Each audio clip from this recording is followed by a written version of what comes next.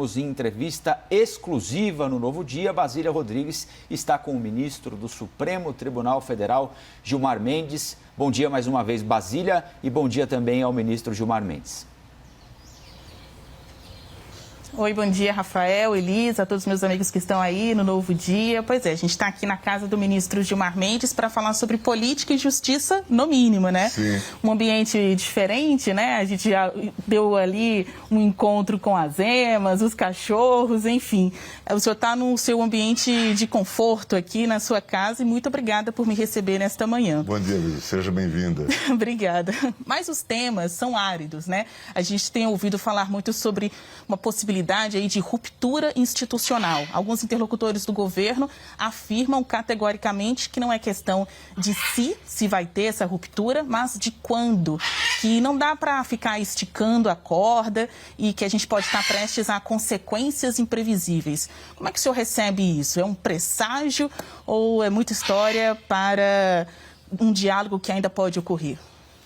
Eu tenho a impressão de que o governo fala por muitas línguas. Quando nós conversamos, especialmente com o presidente da República, nós temos bons encaminhamentos. Depois saem esses auxiliares, as seclas, porta-vozes, pessoas que fazem parte de algum tipo de movimento de apoio, não é? E vêm com todas essas ideias, falam de AI-5, falam de aplicar o artigo 142, falam de intervenção militar, e esquecendo que as Forças Armadas estão submetidas a regras muito rígidas no texto constitucional.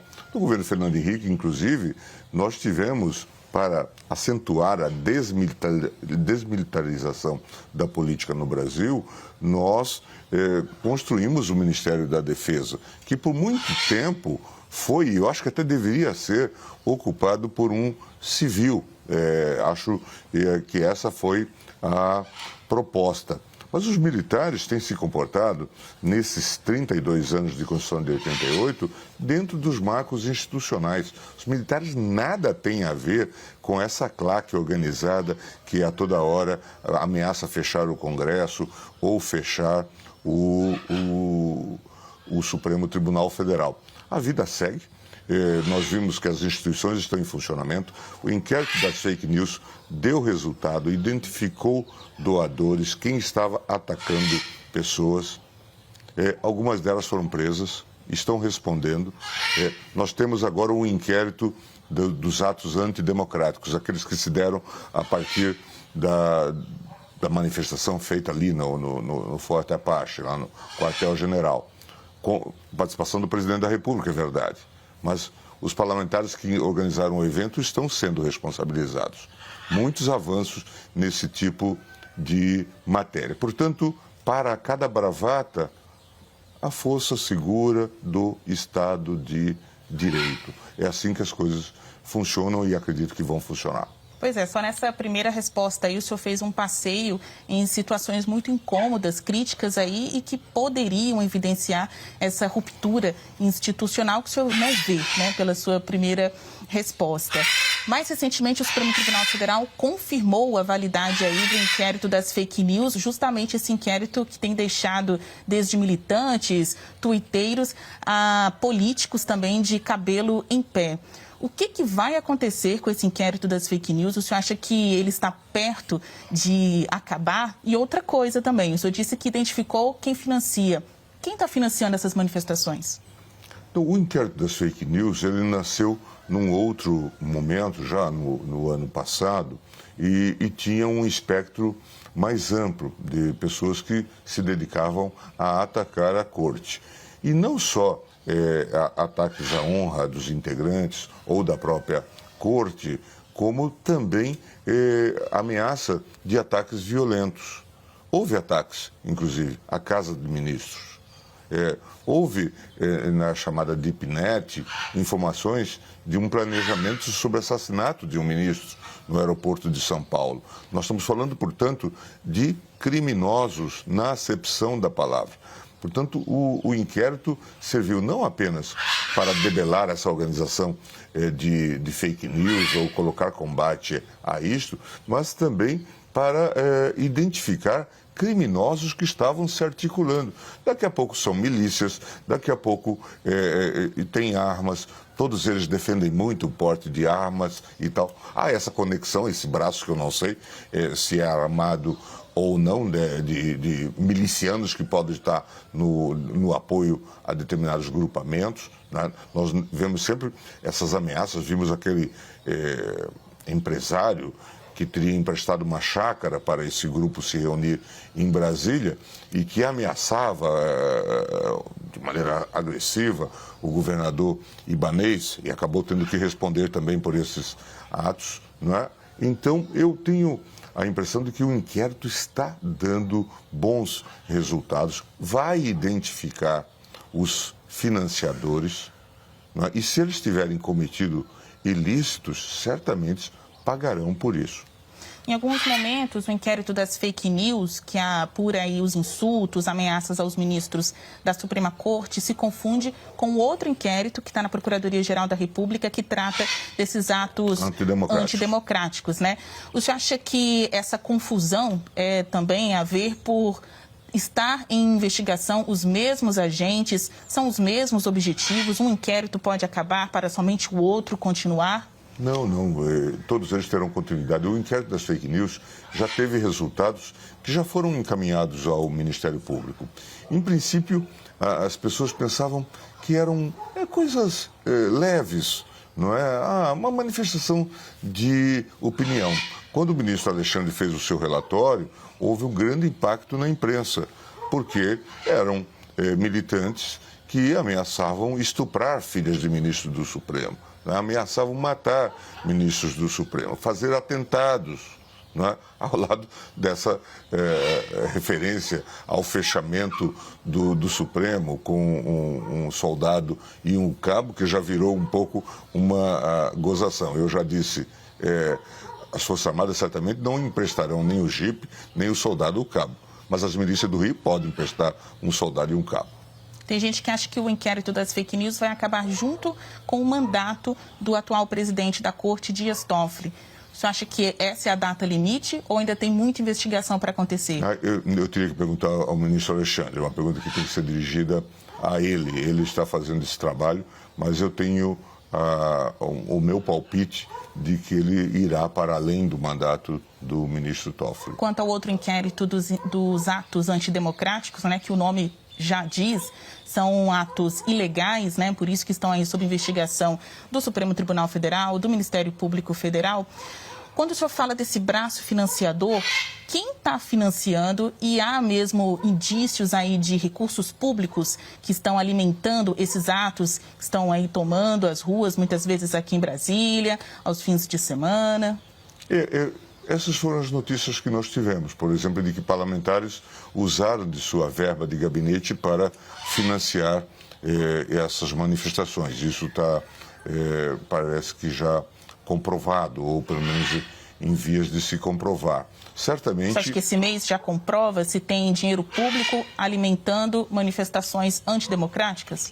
Certamente há também, pode haver recursos da SECOM para essas entidades ou esses entes que fazem fake news, e isso precisa também ser olhado. O próprio Tribunal de Contas instaurou procedimento nesse sentido. Mas vamos aguardar um relatório completo disso. O fato é que essas providências todas causaram um desassossego.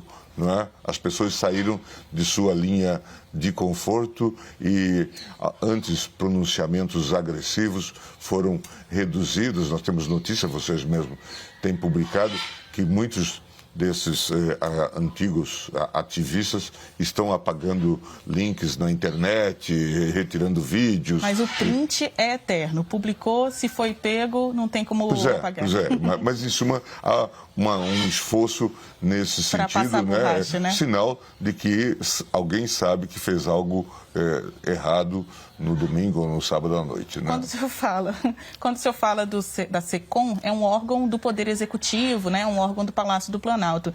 Então, seria uma suspeita de que tanto o dinheiro da verba parlamentar, ou seja, do Poder Legislativo, quanto da Secretaria de Comunicação possa estar envolvido nesses atos? A gente está falando aí de governo Bolsonaro e Congresso Nacional.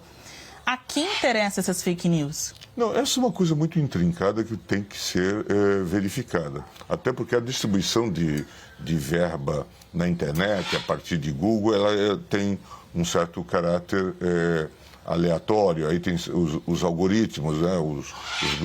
Os grupos que têm mais movimento acabam recebendo mais recursos. Isso precisa ser olhado, se há dolo, se há intenção de favorecer esses grupos, mas os responsáveis certamente responderão nos vários foros, porque aí nós podemos ter ações de improbidade administrativa, nós podemos ter responsabilização no Tribunal de Contas da União e perante a Justiça como um todo, né? Quer dizer, o incentivo a essas práticas de ato antidemocrático será cobrado.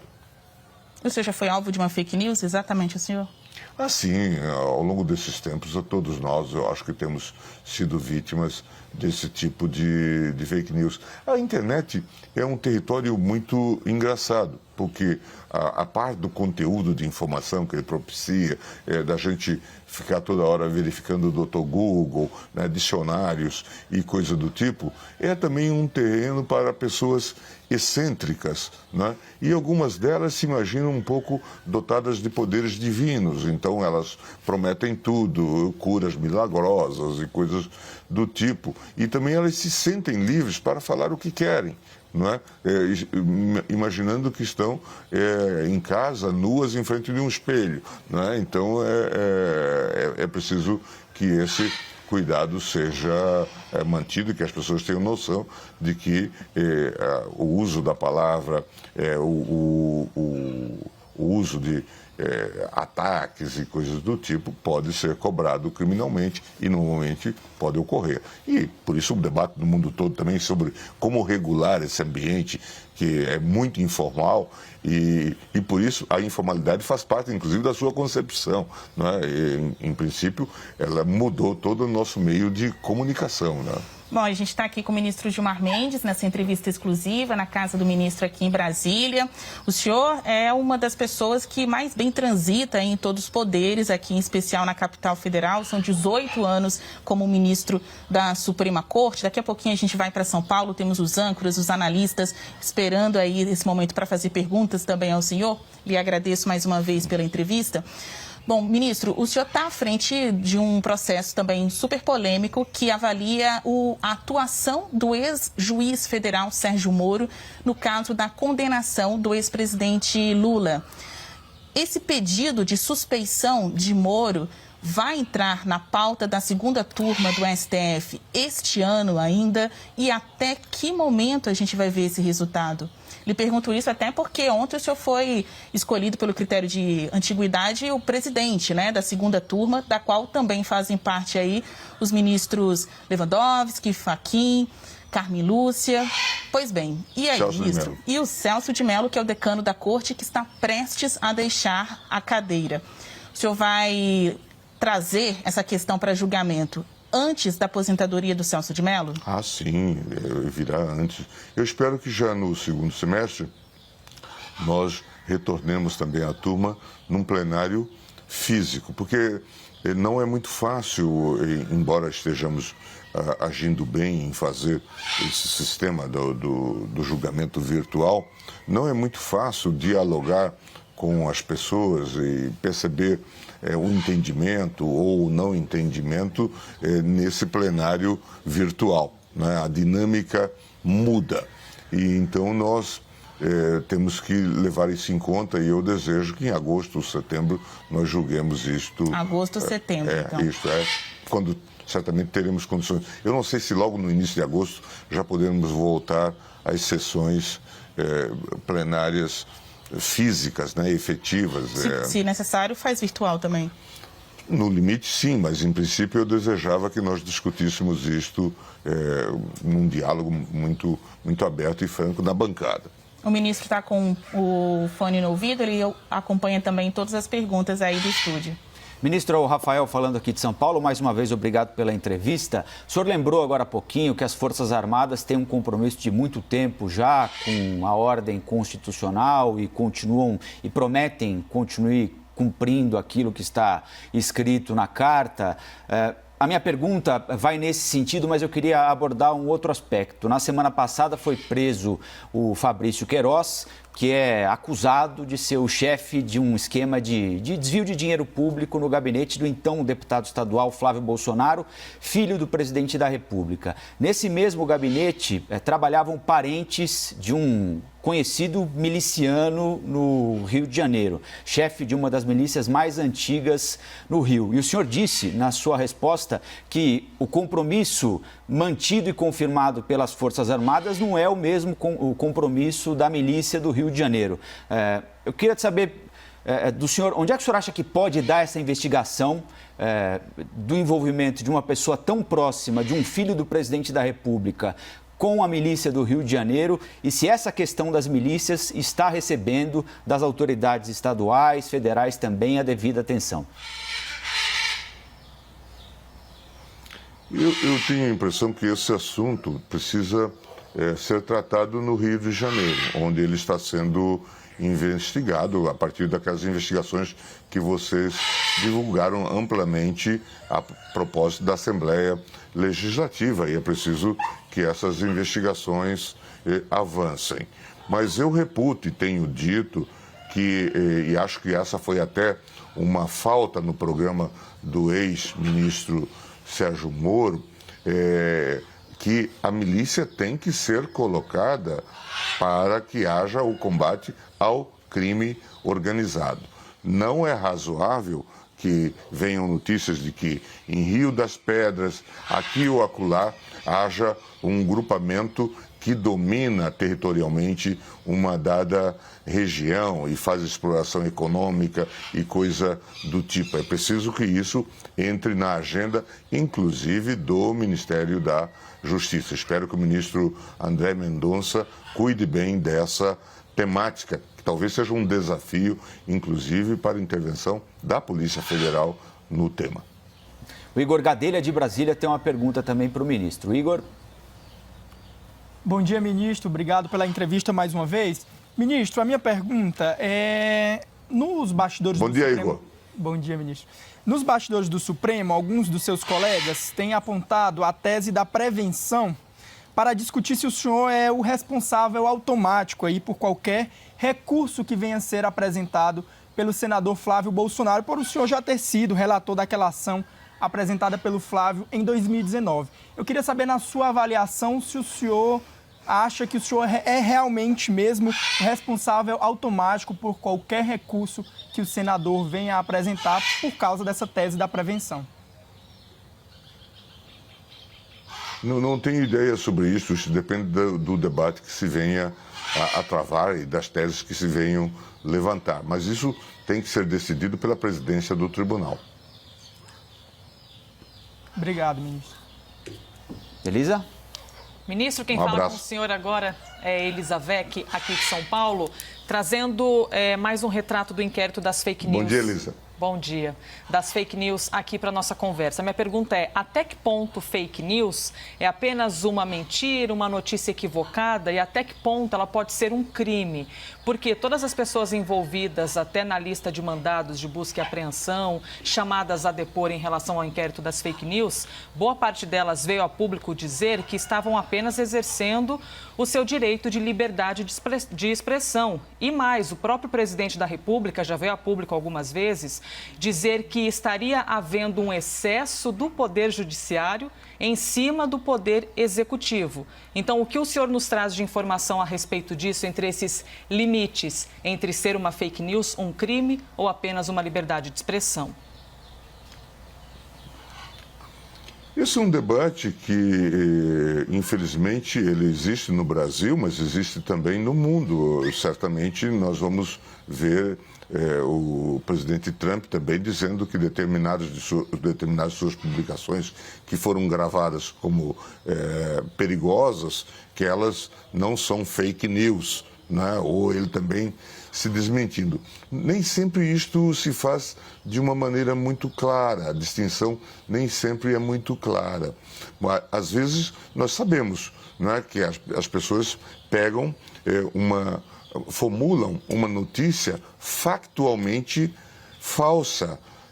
Dizem que alguém esteve em algum lugar ou que é responsável por um dado fato, sabedoras de que aquilo não ocorreu. Tanto é que vocês inventaram na mídia os vários elementos de checagem, de verificação. A toda hora o Estadão e outros jornais têm uma lista dizendo que tais fatos não ocorreram. E se a gente for na internet, isso é um bom trabalho que hoje a imprensa faz. E isso se faz exatamente para ter um efeito social, um efeito político. Nós vimos que na campanha da Hillary houve imputação de que havia numa dada pizzaria grupos de pedófilos, quer dizer, as pessoas reagiram a isso. Então, essa é uma questão muito preocupante. Às vezes, poderá ocorrer uma situação em que alguém tem uma notícia que existiu e que ela é desagradável, mas ela não é. O fato existiu e ela, portanto, me é desagradável, mas não se trata de fake news. Então eu tenho que separar. Esses ativistas, em geral, eles faziam algo mais, não é? Eles imputavam crimes a determinadas pessoas, não mera opinião. No mínimo, crime de calúnia, injúria ou difamação. E devem responder por isso. Eu já tive a oportunidade de dizer que eles ameaçavam as pessoas também, de que eles atacariam essas pessoas, de que eliminariam essas pessoas. Isto nada tem a ver, veja, com liberdade de expressão. Nós já estamos no campo criminal inteiramente nesses casos. E é o que se está investigando. Talvez até o nome inquérito da fake news seja um nome de fantasia para algo muito mais grave. O ministro, o Supremo Tribunal Federal tomou uma decisão que proíbe prefeitos e governadores de reduzirem temporariamente os salários de funcionários públicos quando eles ultrapassarem os 60% da receita disponibilizada para efetuar esse tipo de pagamento. E nós, em meio a esse tombo enorme da economia, não que as coisas estivessem bem, né, mas pioraram enormemente por causa da economia, há previsões de um tombo de cerca de 9% na nossa economia até o final do ano. Com essas informações, muitos patrões e empregados da iniciativa privada fizeram um acordo semelhante. Redução de carga horária e redução de salário também. Isso, aqueles que puderam fazer esse acordo, muita gente simplesmente foi demitida, muita empresa fechou. Essa decisão do Supremo Tribunal Federal, de certa forma, não reforça a existência de categorias diferentes de brasileiros, aqueles que estão no serviço público, estão permanentemente blindados, absolutamente tudo, e aqueles que estão na iniciativa privada, sem tirar o mérito do servidor público, reconhecendo a dignidade, o esforço que muitos deles fazem para passar em concurso. Mas isso não aumenta um fosso entre essas duas classes de brasileiros, ministro? É uma discussão que certamente nós vamos ter que enfrentar. Sem dúvida nenhuma, eu me filiei à corrente minoritária, aquela que defendia a possibilidade da redução de salários com a redução de jornada, como uma saída, inclusive, para essa crise. Mas essa decisão, na verdade, já tinha sido tomada lá atrás. Essa lei é um dos bons legados do governo Fernando Henrique Cardoso. Eu tive a oportunidade de trabalhar na feitura desse projeto de lei de responsabilidade fiscal. O importante é que muito da lei ficou e eu acho que nós vamos perceber que nós temos que defendê-la ainda mais. Mas eu imagino que se houver necessidade e pressão de governadores e prefeitos, o Congresso acabe por votar uma emenda em que lá sim, então, autorize a redução de salários com redução de jornada, aquilo que foi proibido na lei de responsabilidade fiscal. O que eu imagino que os colegas que votaram em outro sentido temem que aqui possa ocorrer abusos, né, que, de fato, com muitos estados aí em situação difícil, tendo ultrapassado o limite de prudência da lei de responsabilidade fiscal, comecem a abusar no uso desse instituto. Mas eu, como votei nas duas leis, tanto no que diz respeito à redução de salário dos empregados, como no que diz respeito dos empregados privados, como no que diz respeito aos empregados públicos, estou absolutamente tranquilo. Acho que deveria ter se permitido essa iniciativa, mas ela já estava suspensa lá de muitos anos. Já mais de 10 anos. Mais de 10 anos, né? Nós seguimos com a entrevista exclusiva com o ministro do STF, Gilmar Mendes, entrevista de Basília Rodrigues. E agora eu chamo mais uma participação aqui para a nossa conversa, ministro, que é Ricardo Caldas, em Brasília. Ricardo. Bom dia, ministro. Aqui é o professor Ricardo Caldas. Obrigado por essa oportunidade da gente poder fazer alguns questionamentos. Eu tenho dois bem rápidos. Primeiro é a questão da segunda instância, que está para ser votada na Câmara agora no segundo semestre. Então, a primeira pergunta é, caso seja aprovado, como é que o Supremo vai reagir a isso? Porque já há um entendimento de que seria, né, a última instância atualmente, né? Mas com essa aprovação na Câmara, isso mudaria o entendimento no Supremo? Se sim, de que forma? E a segunda pergunta é em relação à questão do inquérito das fake news. O senhor falou da importância da punição, mas eu gostaria de lembrar que o procurador aqui do Procurador Federal, Frederico Lustosa, ele apresentou uma denúncia, né, contra a Sarah Winters. O ministro Alexandre de Moraes tinha pedido que fossem 5 pontos. 2 deles relacionados à injúria, difamação, crimes contra a honra, né? E os outros 3 relacionados à Lei de Segurança Nacional. Mas o procurador só apresentou os 2 primeiros, baseados no Código Penal, como o senhor sabe, de difamação e calúnia. Então, eu gostaria de saber se isso será uma tendência ou se isso pode se modificar. Ou seja, a maior parte das denúncias será feita baseada no Código Penal, como foi feito agora pelo procurador Frederico Lustosa, ou a tendência é utilizar, sim, no futuro, mais a Lei de Segurança Nacional. Qual é a sua impressão sobre isso? Em relação à questão da segunda instância, nós devemos, acho que, aguardar a deliberação do Congresso Nacional e saber qual vai ser o seu teor.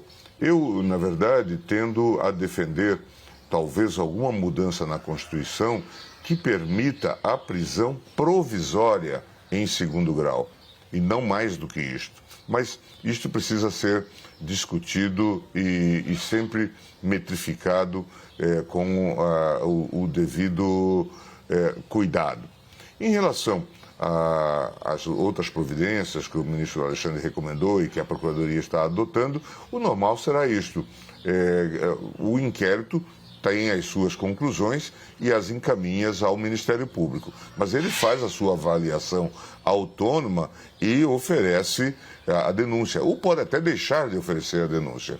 Entre nós há um certo tabu quanto ao uso da Lei de Segurança Nacional. Você sabe que já tentaram, inclusive, votar uma nova Lei de Segurança Nacional, porque se sabe que esta Lei de Segurança Nacional é uma lei que chamam de entulho autoritário. Ela vem do regime militar. Mas, muito recentemente, ela passou a ser invocada, inclusive nesses chamados atos antidemocráticos, porque eles atingem, na verdade, as próprias instituições, atacam as próprias instituições e na doutrina de segurança nacional, isto era considerado não um crime dirigido a pessoas, mas às próprias instituições. Então, me parece que esse debate vai ser presente. Certamente vamos ter outros procuradores que vão decidir de forma diversa. Ao fim e ao cabo, vamos ter uma boa reflexão também sobre essas questões. Uma pergunta do Leandro Rezende. Fala, Leandro. Ministro, bom dia. É o Leandro aqui do Rio de Janeiro falando. Obrigado por estar conversando com a gente. Queria voltar bom dia, Leandro. Tema... queria voltar no tema das notícias falsas, né? O senhor já deu uma sugestão de que fosse criado um órgão independente para poder acompanhar e ter uma capacidade regulatória, né? O senhor chegou a usar essas palavras, né? Um órgão com capacidade regulatória que pudesse monitorar um pouco do que flui nas redes, né? De uma forma geral. Eu queria que o senhor explicasse um pouco para a gente, um pouco mais dessa sua ideia, como funcionaria esse órgão, seria como uma instituição fiscal independente, como é que seria esse órgão que controlaria e monitoraria aí essa questão das notícias falsas, ministro? Todos nós percebemos que temos problema ao lidar com a questão das fake news e que a lei não tem critérios suficientes, até porque a evolução tecnológica aqui, ela é brutal, não é?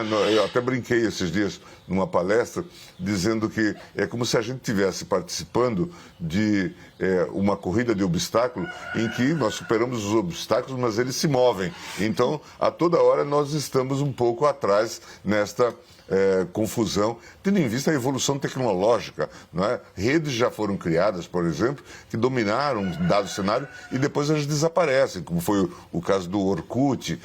Então, nós precisamos estar atentos a tudo isso e olhar com muita atenção. Por isso que, a despeito da legislação, que deve dar responsabilidade aos provedores e definir isto, eu imagino que é necessário uma agência. E pensei que o modelo ideal, até porque é um modelo de sucesso, eu acho, seria dessa autoridade fiscal independente, a IFES, né? E que nós pudéssemos ter a participação de pessoas as mais representativas da imprensa, do judiciário, do legislativo, do executivo, com uma coordenação geral, um secretário-geral, para poder acompanhar e sugerir medidas e, eventualmente, também expedir regulações. Acho que isso poderia ser um bom começo, mas é apenas um esboço de uma ideia nesse contexto geral. E a gente precisa certamente aprofundar esse debate. Algo precisa ser feito, nós sabemos, né? Temos agora que saber o que fazer. Ministro Gilmar Mendes, eu queria saber como é que o senhor acompanhou esse processo de saída do país do ex-ministro da Educação, Abraham Weintraub. Ele lá no dia 22 de abril, né, o senhor se lembra melhor do que muitos de nós aqui, disse que prenderia muita gente, começando pelos vagabundos do Supremo Tribunal Federal. Aquilo, a partir dali, inviabilizou a permanência dele no governo. Na quinta-feira da semana passada, ele publicou um vídeo com o presidente da República dizendo que estava pedindo demissão. Na sexta-feira, saiu de Brasília para São Paulo, embarcou de São Paulo para Miami, na Flórida. E no sábado de manhã, o irmão dele anunciou numa rede social que Abraham já estava nos Estados Unidos. E aí, uns minutos depois, ele mesmo publicou ali que estava em Miami, na Flórida. E 11h50 da manhã de sábado, ou seja, já com o ministro nos Estados Unidos, sai uma versão extraordinária, uma edição extraordinária do Diário Oficial, dizendo que o ministro estava em solo americano. Ou seja, ele conseguiu entrar nos Estados Unidos muito a partir do passaporte diplomático, desse pacote de facilidades que o passaporte oferece. E aí agora, no começo da semana, o governo federal refaz a data da publicação no Diário Oficial, ou seja, retroage a decisão para o dia 19. E ele disse que precisou sair às pressas, ajudado por dezenas de pessoas, com medo de ser preso, sugerindo ali uma suposta perseguição política. Como é que o senhor viu isso tudo, ministro? Olha, de maneira... seria cômico se não fosse trágico, não é? Porque vocês têm dito, alguns têm dito na imprensa, que enquanto a vista alcança, teria sido talvez o pior ministro de Educação da história do Brasil, não é? E deu aquele espetáculo tétrico naquela participação, naquela malfadada reunião. em que ele, tendo lá uns minutos preciosos para nos informar e informar o governo sobre o que ele estava fazendo na área da educação, ele disse que prenderia vários vagabundos, inclusive os vagabundos do Supremo Tribunal Federal. Depois deu curso a isto e sai numa fuga um tanto quanto cinematográfica, né? Então, de fato, isto é muito ruim, eu acho. Muito ruim para o governo. Eu acho que o governo tem que melhorar muito todo o seu sistema interno de controle para não se expor a essas situações. Acho que isso fala muito mal de nós como nação. Veja, essa notícia estampada no mundo, ele que vai ser um agente, um representante brasileiro no Banco Mundial, chegando nessas condições, mas eu acredito de qualquer forma que a sua saída explica um pouco também o seu desempenho pífio no âmbito do Ministério da Educação. Eu não sei se ele tinha outros motivos para sair dessa forma, como se estivesse a escapulir do Brasil. Talvez isso venha a se revelar. Mas é certamente o final de um triste episódio. Mas, de qualquer forma, eu acho que foi um ato elogiável do governo ter demitido um ministro por inépcia, por incapacidade, porque me parece que quanto a isso não há nenhuma dúvida. Basta as notas que ele escrevia nos twitters em que ele não mostrava nenhuma vivência com o português. Tanto é que corre uma brincadeira na internet de que ele não pôde ser indicado embaixador em Portugal por não dominar o idioma. Ministro... Você tá ligado nos memes, hein? Ministro, tem um outro assunto que eu gostaria de tratar aqui com o senhor, que é a pandemia de coronavírus, que continua fora de controle no país. Nós somos o segundo país no mundo com maior número de contaminados, com maior número de mortos. E, quando cobrado, o presidente da República, Jair Bolsonaro, vale lembrar, nós temos um ministro interino da Saúde já há algum tempo, ele diz o seguinte: olha... não há nada que o Ministério da Saúde ou que o governo federal possa fazer, porque o Supremo Tribunal Federal deu atribuição sobre esse assunto para estados e municípios. Isso é verdade, ministro? Não, infelizmente não é verdade. O que o Supremo reconheceu é que há um sistema tripartite de saúde para União, estados e municípios, que formam, inclusive, o SUS, o chamado Sistema Único de Saúde. Todos eles têm responsabilidade, portanto, quando o objeto, seja ele legislado ou administrado, legislativo ou administrativo, se trate de saúde. Como havia esse conflito sobre quem deveria dispor sobre esse tema, o Supremo reconheceu que o presidente da República poderia dispor sobre atividades essenciais. Mas isso não retirava de governadores e prefeitos a responsabilidade para avaliar no seu local se de fato as atividades econômicas deveriam continuar ou ser suspensas, tendo em vista o isolamento social. E por quê? Porque estados e municípios é que cuidam da assistência básica à saúde, dos hospitais e que cuidam das UTIs. Portanto, o isolamento social também era uma estratégia para evitar aquilo que nós vimos, por exemplo, lá em Manaus, o colapso do sistema hospitalar. E isto era de responsabilidade das autoridades locais. O que o Supremo sugeriu, e talvez o presidente não tenha entendido ou não tenha querido entender, é que era necessário haver um trabalho interfederativo, conjunto da União dos Estados e dos municípios. E ficou naquela coisa de que, estão esvaziando a minha caneta. Nada disto. O texto constitucional é que consagra essa integração no que diz respeito ao tratamento do tema saúde. Portanto, não houve exoneração da responsabilidade da União. E por isso é importante que o Ministério da Saúde entre neste assunto, até porque todos vão ter responsabilidade, afinal. Nós estamos aí com mais de 50 mil mortes, mais de 1 milhão de infectados E certamente nós vamos ser cobrados por isso. Mas eu tenho certeza, a decisão do Supremo é uma daquelas que honra o Supremo Tribunal Federal, porque o Supremo agiu em consonância com as diretrizes da OMS e poupou vidas.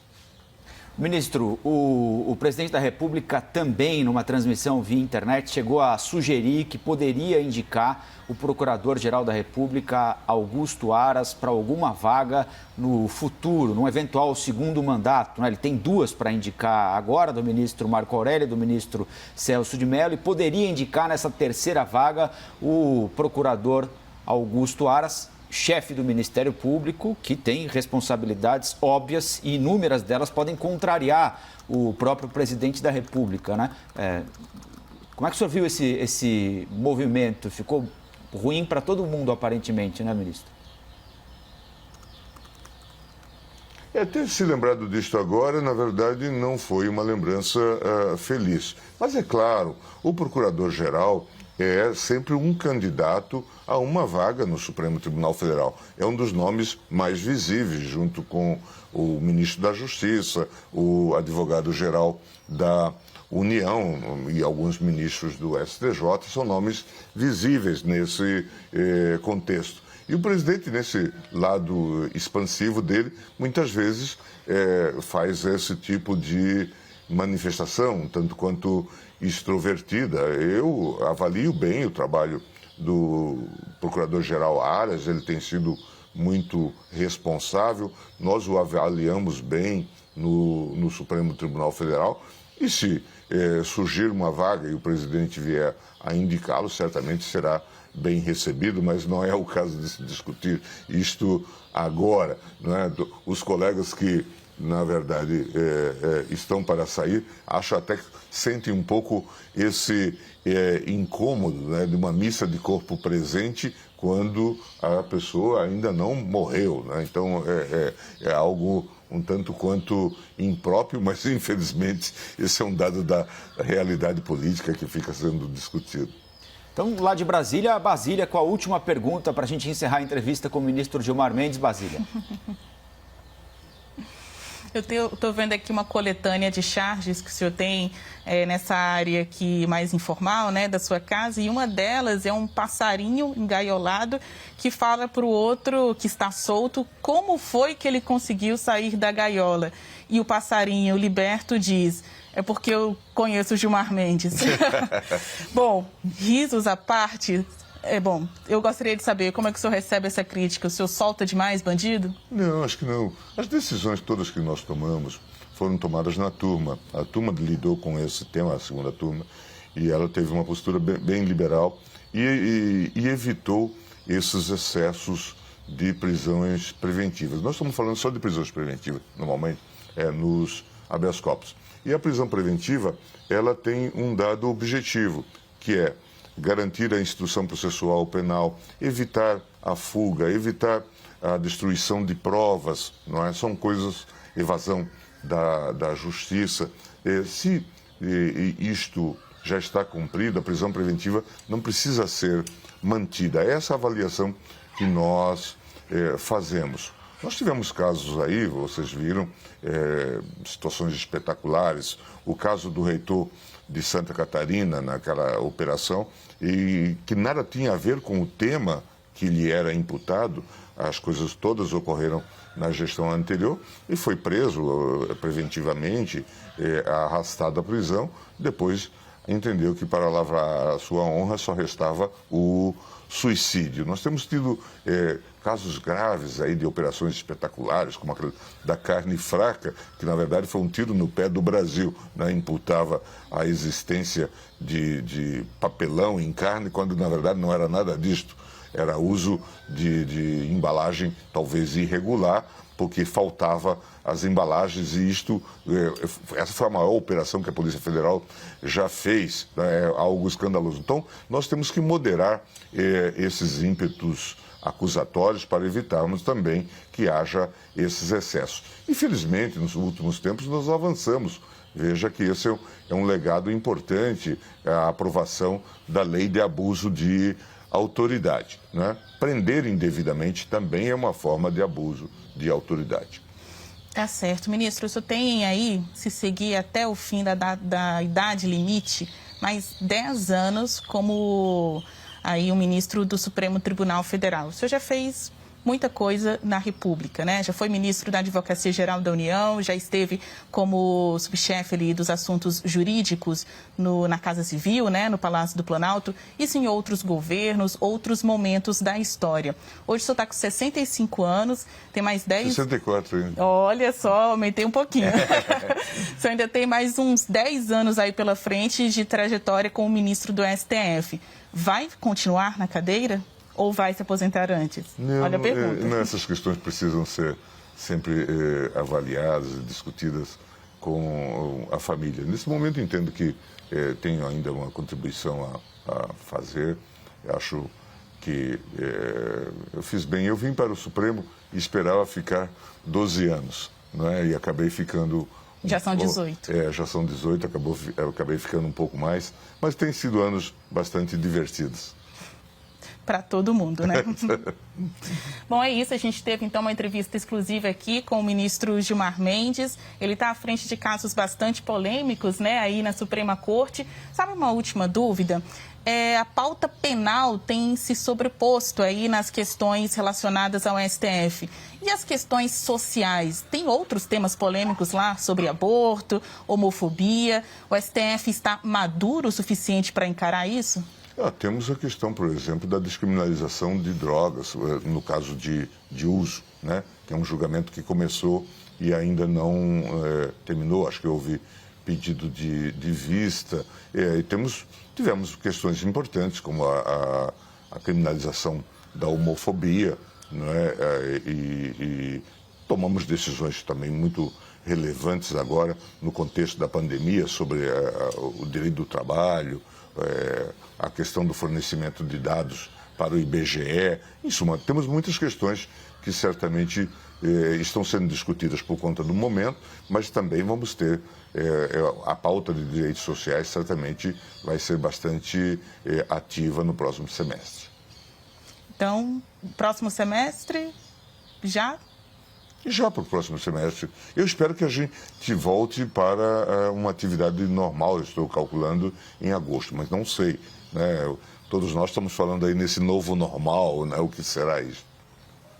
É com vocês aí do estúdio.